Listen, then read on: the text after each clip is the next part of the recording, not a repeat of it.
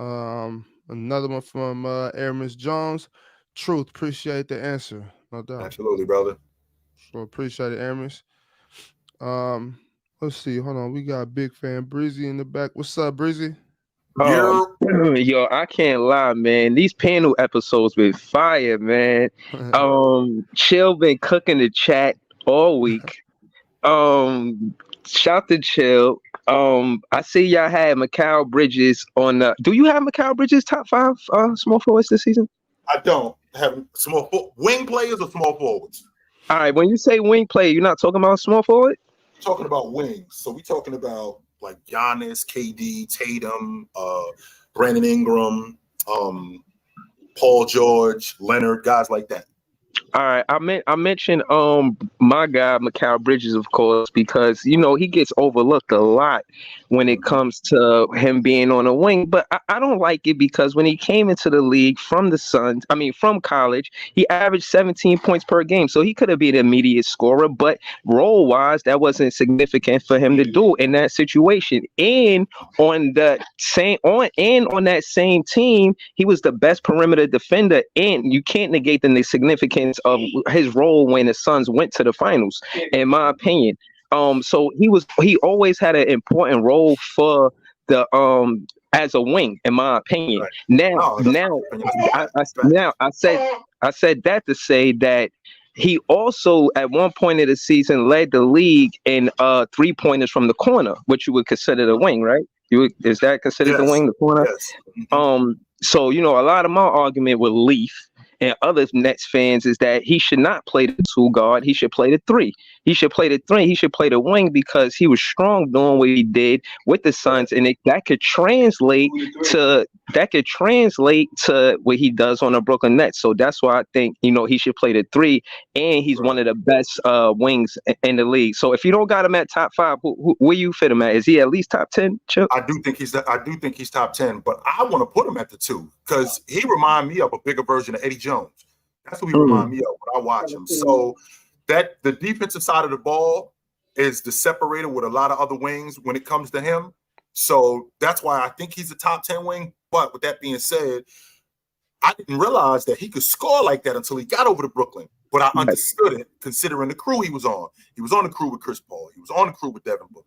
He was on the crew with DeAndre Ayton, right? So there really wasn't a lot of shots.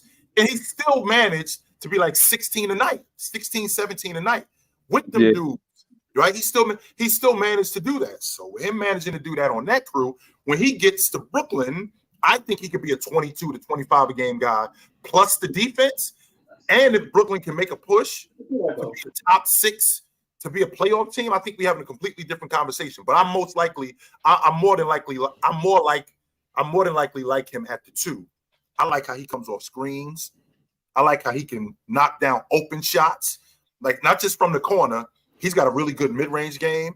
Even in transition, he's got a stop and pop game.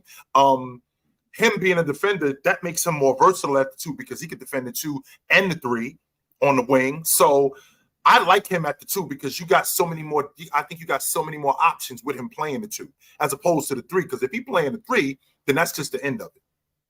You think so? I think it's the other way around, Chill. Because look, if he played a 3, they gotta respect his pump fake for the simple fact that he led the league in corner 3-pointers. If they doing scouting reports and you don't jump at Mikal Bridges 3, I think you getting benched.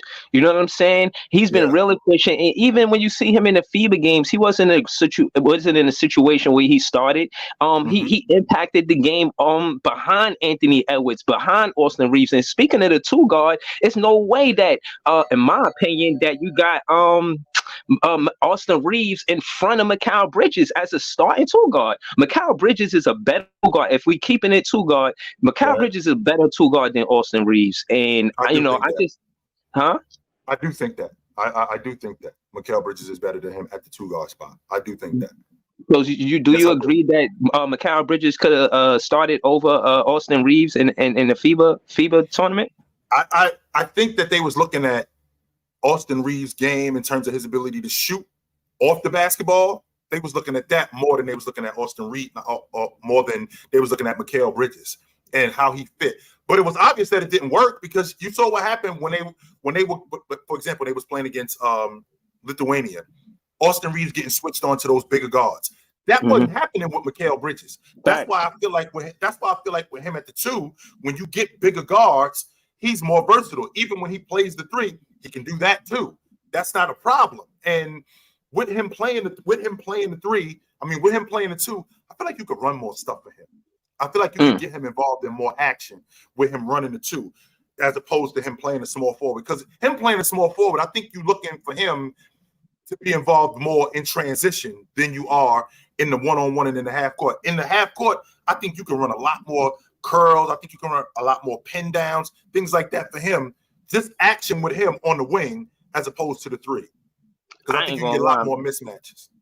You make a good argument, man. I'm gonna have to reconsider should he be the 2 or the 3, man. I ain't gonna lie. So just in your opinion, if we got a healthy Ben Simmons, what the Brooklyn Nets starting lineup look like for Chilltown? Ben Simmons at the 1, Mikal at the 2. Let's see. Is it Royce at the 3?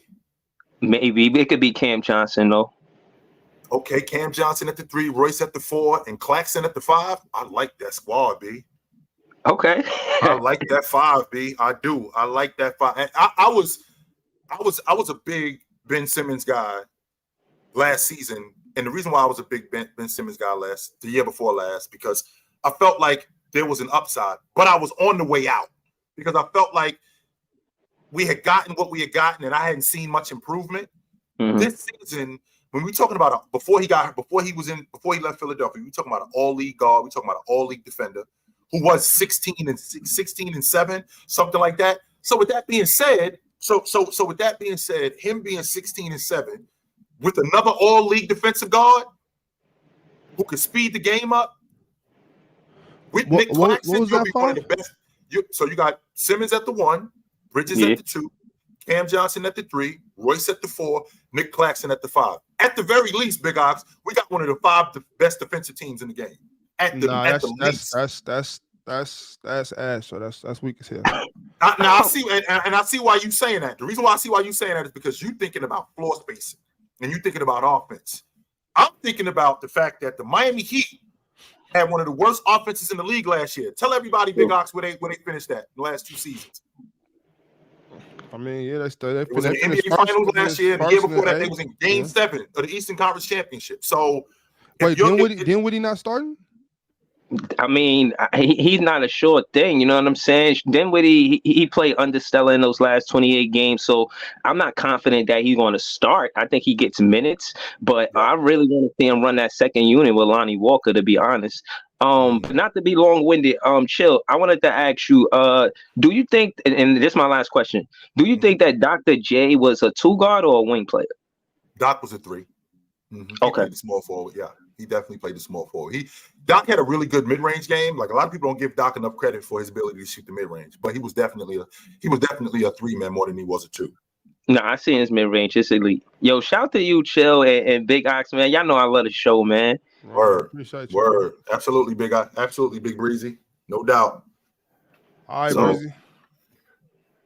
Later, yeah. Yeah, Ox. Ox. I don't hate that. I